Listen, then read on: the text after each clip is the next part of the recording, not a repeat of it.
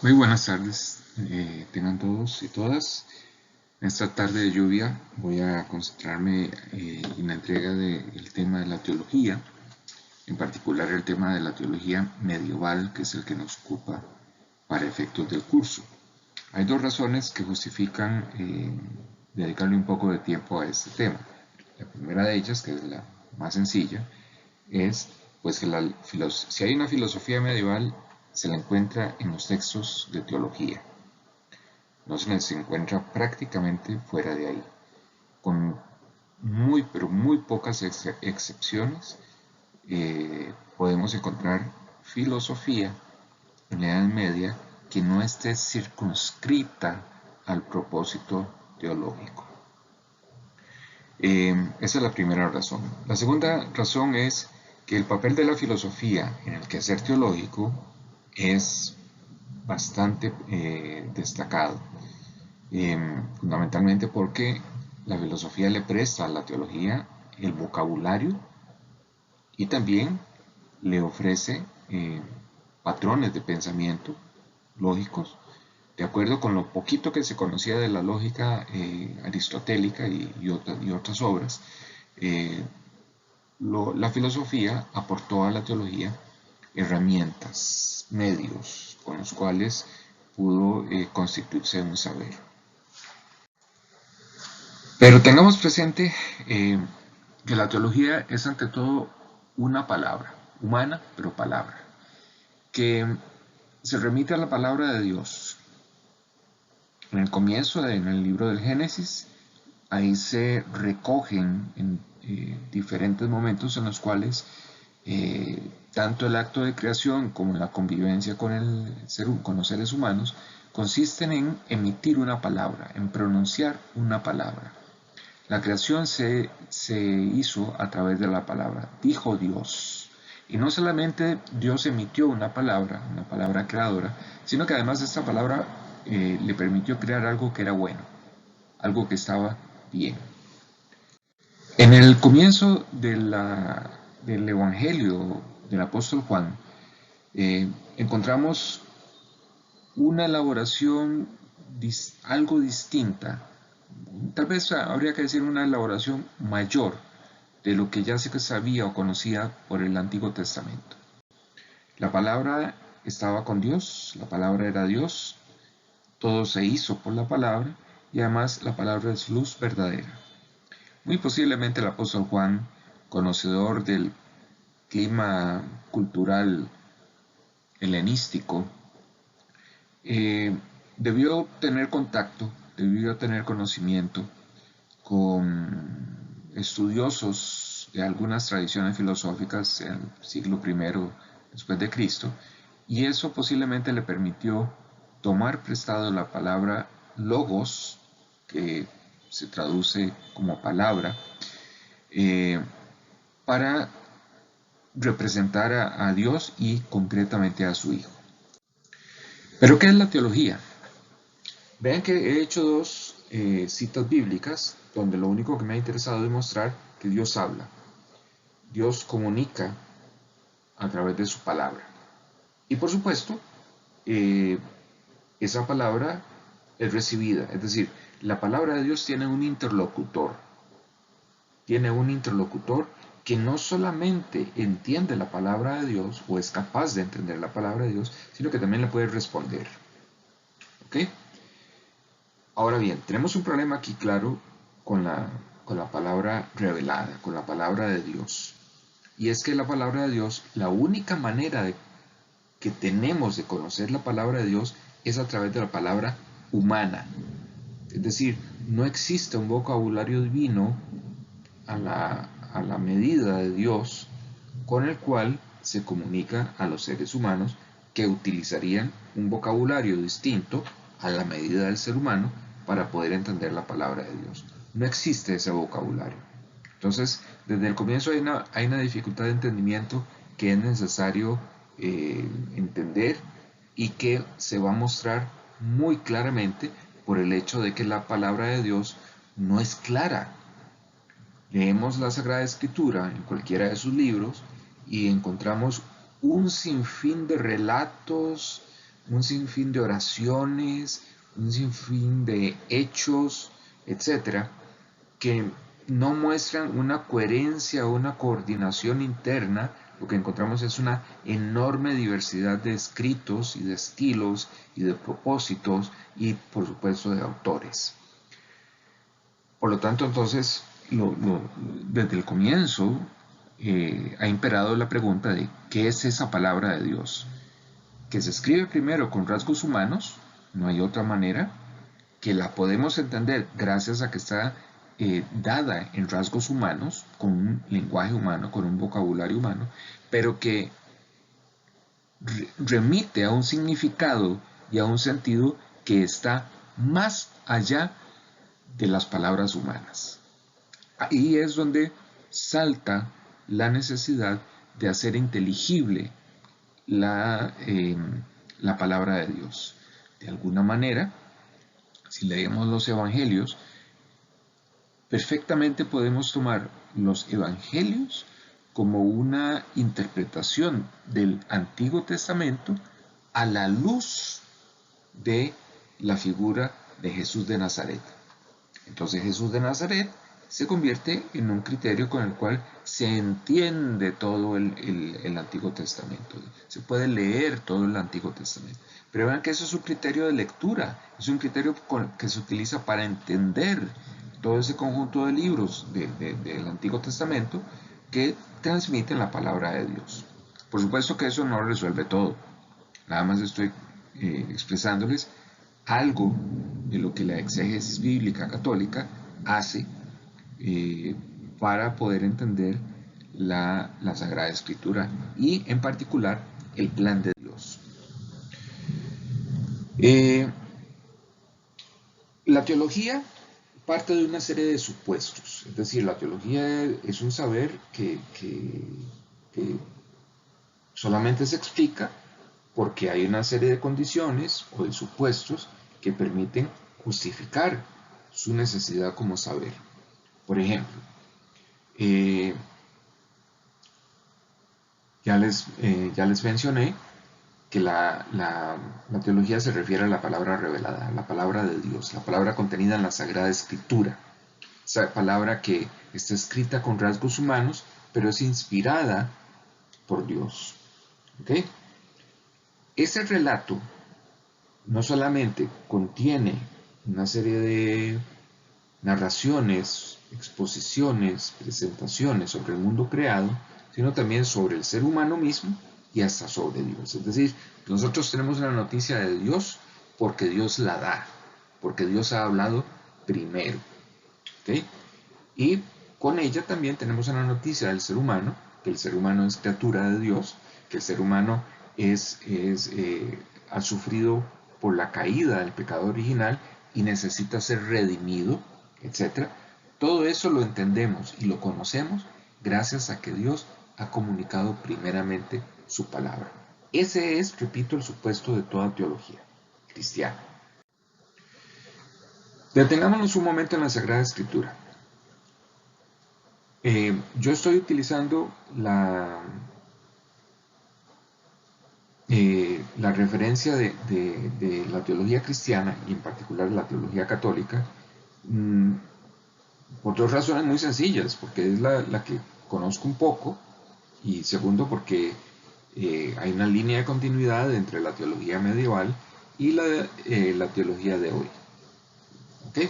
En ese sentido, pues si hay otras versiones de las cosas, otros modos de decir esto, pues no me voy a referir a ellos, no los tengo presentes, y además, si esta exposición se puede aplicar o no al judaísmo o al islamismo, en realidad no me atrevo a plantear nada a ese respecto porque no tengo conocimiento. Me limito, repito, a la teología cristiana en su versión católica. La Sagrada Escritura expone que el ser humano es objeto de salvación. ¿Por qué es objeto de salvación? ¿Por qué Dios quiere salvar al ser humano? Por una razón muy sencilla. Porque de acuerdo con lo que se relata en el Génesis, Adán y Eva cometieron una falta de desobediencia, no fue otra. Él les pidió: no coman del árbol que está plantado en el centro del jardín, es el árbol del conocimiento del bien y del mal. Y cuando tuvieron la primera oportunidad y después de haber escuchado a la serpiente, pues lo que hicieron fue ir directo a ese árbol y comer de ese fruto. De inmediato experimentaron la ruptura, se vieron desnudos, su vida cobró sentido, se rompió la comunicación, el enlace, el vínculo entre Dios y ellos. Eso se traduce en una disminución ontológica. El pecado original disminuye la naturaleza humana y es necesario el rescate o redención. Okay. Otro aspecto interesante que debemos tener presente es que Dios se comunica al ser humano a través de la historia, nunca fuera de la historia. Antes les había dicho que la palabra de Dios está escrita con rasgos humanos. Muy bien, ahora hay que agregar que la intención salvífica de Dios se da a conocer a través de la historia. Una razón más para todavía prestarle atención a cómo Dios habla y tratar de entender su intención. La revelación se justifica, y vamos a entender por revelación la palabra de Dios, la palabra que Dios dirige al ser humano. La revelación se justifica por el pecado, por la pérdida, por la disminución. Vean que si no hubiera sido por el pecado, no hubiéramos perdido nuestra relación con Dios y viviríamos con Él. Pero resulta que gracias al pecado, hasta nos olvidamos de Dios. Y es Dios el que tiene que venir a buscarnos para recuperar ese vínculo. No es el ser humano el que busca a Dios. El ser humano no tiene noticia de Dios a menos que Dios se la dé. Y no solamente Dios busca al hombre, o al ser humano, perdón, Dios busca al ser humano para hablar con él, sino que lo hace también para comunicarle su intención de salvación. ¿Okay? En ese sentido, tengamos presente que la iniciativa de la revelación viene de Dios, no viene del ser humano. Eso nos ayuda a una mayor delimitación del papel de la teología. Resulta que se trata de entender cómo entender la palabra de Dios si tenemos claro que su intención es comunicarnos su plan salvífico. ¿Qué es la teología? Ya vamos con algunos de estos antecedentes, ya podemos ir entendiendo en qué consiste la teología. No se trata de un saber meramente teórico, contemplativo, completamente divorciado del mundo. No. Se trata de responder a esa intención salvífica de Dios que ha comunicado a través de la historia para entender mejor ese mensaje y para entender cómo Dios quiere salvar al ser humano. ¿Okay? Por lo tanto, teniendo eso claro, la teología es una derivación de una serie de verdades que se apoyan directamente en el dato revelado.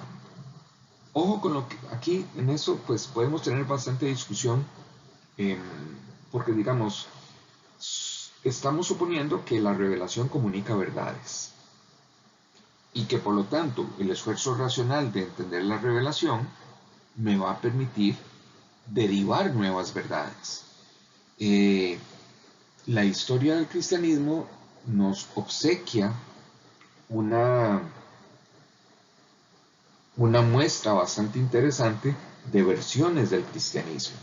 Es decir, pareciera que esa derivación de verdades no es una sola, sino que parece que pueden darse varias.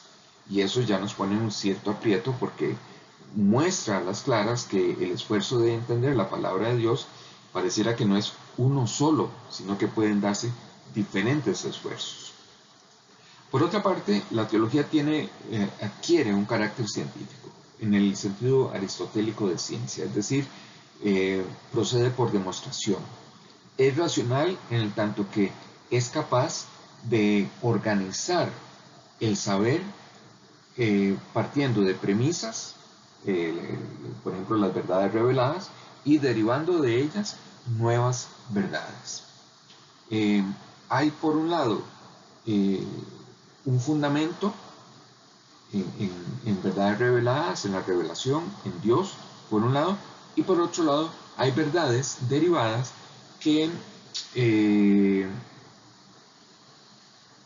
son estrictamente racionales, aunque dependen de una fuente que es la revelación.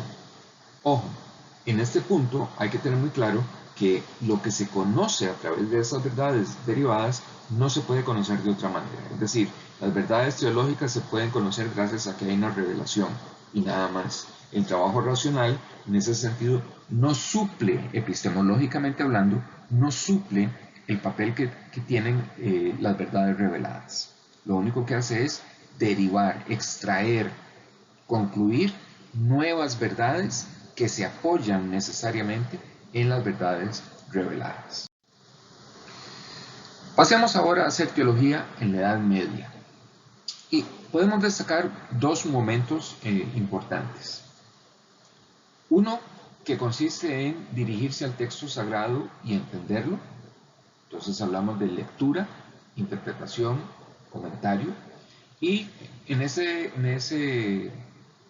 campo, los padres de la Iglesia son las autoridades por ser aquellos primeros en interpretar la Sagrada Escritura, en leer e interpretar la Sagrada Escritura. Son ellos las autoridades para todo esfuerzo teológico. A la fecha todavía se siguen citando, sin embargo, eso no quiere decir que no hubiera discrepancias o interpretaciones diferentes entre los mismos padres de la Iglesia. Hay un texto de Pedro Abelardo, del siglo XII, que se llama Sic et Non. Está traducido al español y después puedo subirlo al entorno. En esa obra, Pedro Abelardo muestra cómo, al respecto de un sinfín de materias teológicas, los sacramentos, la Iglesia, la teología trinitaria, la figura de Cristo, etc., los padres de la Iglesia no tienen posiciones unánimes. Eso ya nos pone en un problema serio, por cuanto que si hacer teología se basa en el recurso de las autoridades, resulta que tenemos un problema porque esas autoridades no muestran acuerdos, o por lo menos acuerdos suficientes sobre todas las materias. Eso ya nos pone en un problema serio. Muy bien, voy a dejar eso de lado porque en realidad no es lo que nos ocupa, pero sí me interesa que tengamos claro que el primer modo de hacer teología en la Edad Media significó hacer un esfuerzo de entender el texto sagrado. En un momento dado, con personajes como San Anselmo, vamos a encontrar un esfuerzo ligeramente distinto de lo que se venía haciendo. En textos como el Proslogio, que en su momento estudiaremos, podemos encontrar un esfuerzo estrictamente racional, y con ello quiero decir un esfuerzo que no recurre al texto sagrado para nada. Es un esfuerzo racional con el cual se quiere dar razón de las verdades de fe. A partir de ese momento, con textos como el Proslogio, la teología empieza a experimentar un giro epistemológico importante, por cuanto que va a ser posible someter a un rigor lógico las materias de fe, por lo menos aquellas verdades derivadas de las verdades reveladas son susceptibles de ser sometidas a un rigor lógico.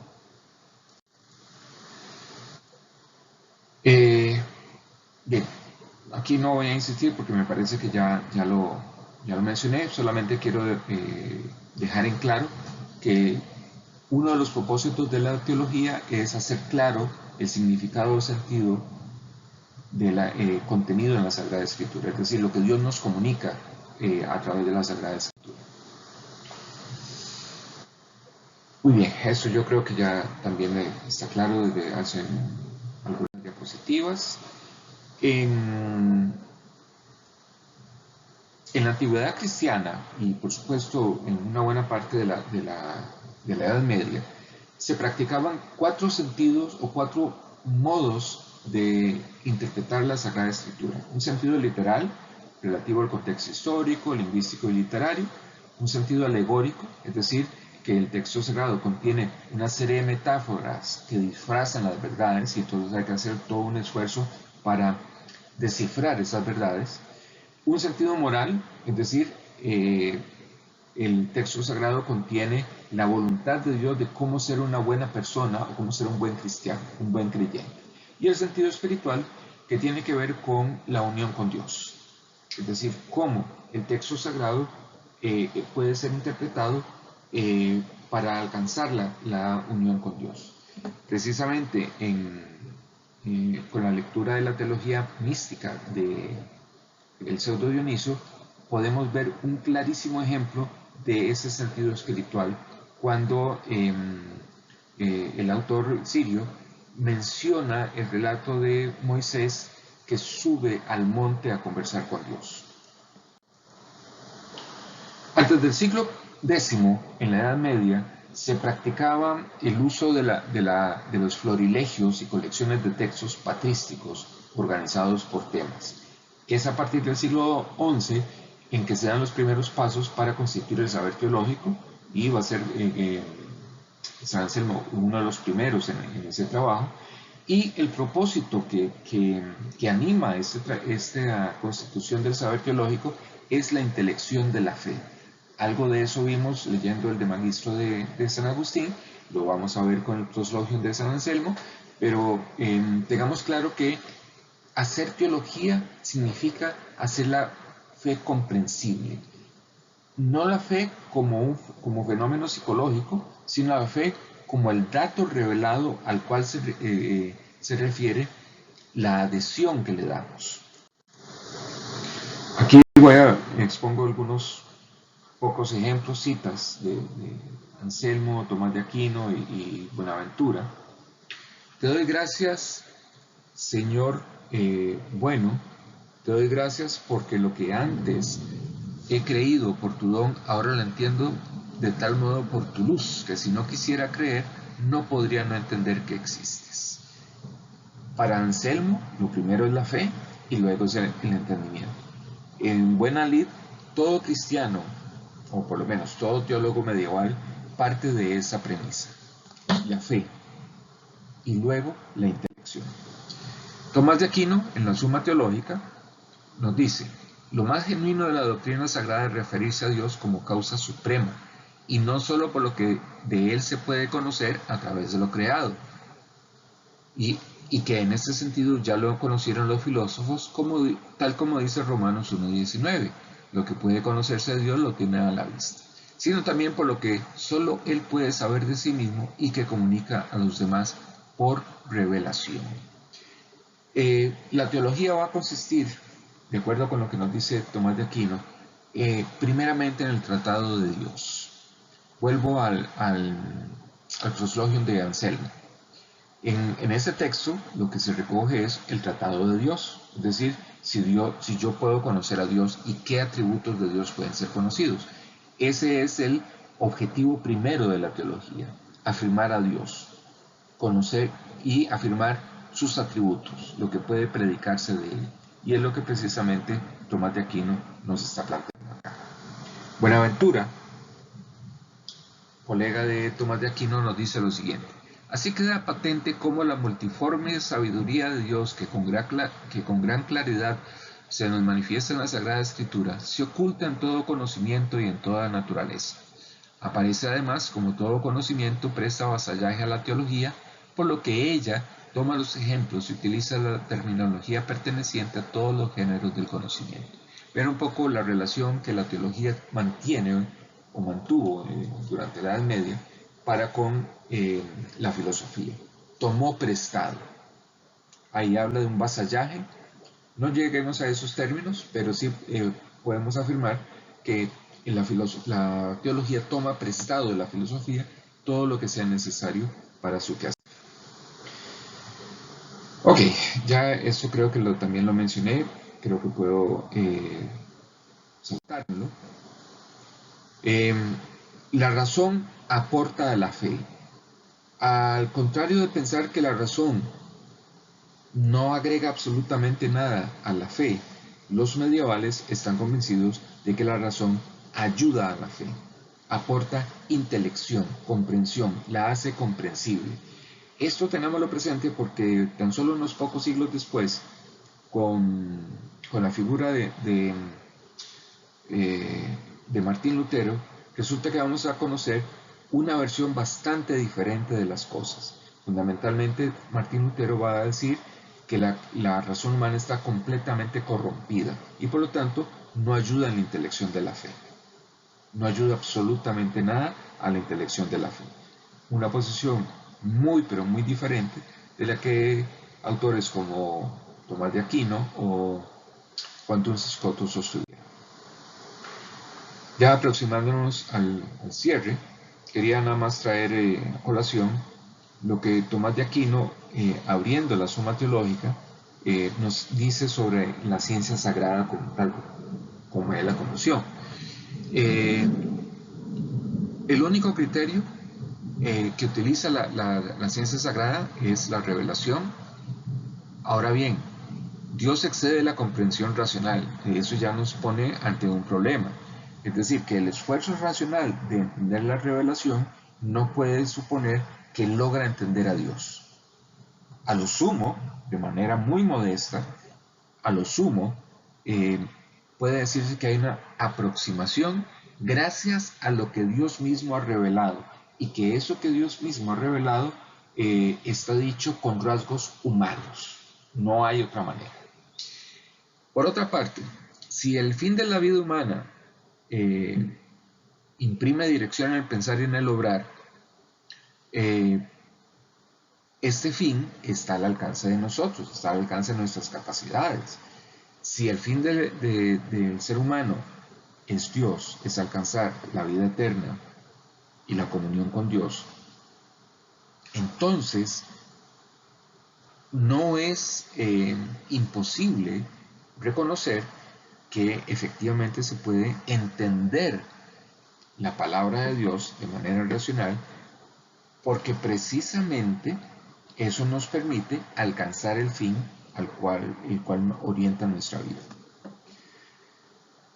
Y en ese sentido se justifica el conocimiento de Dios para la salvación. Finalmente, con ello cierra esta cuestión, la cuestión primera, artículo primero en el corpus del artículo. Es una ciencia demostrativa, es decir, sus conclusiones se derivan de los principios evidentes por la luz de una ciencia superior, la ciencia de Dios dada por revelación. Y finalmente, se suele mencionar tres niveles de la sabiduría. Primero es el saber metafísico, el segundo es el saber teológico y finalmente el saber místico. La relación entre ambos niveles o grados del saber es precisamente que en los tres momentos la intelección apunta a un mismo objeto, a Dios. Primeramente, como dador de un orden, dador del ser.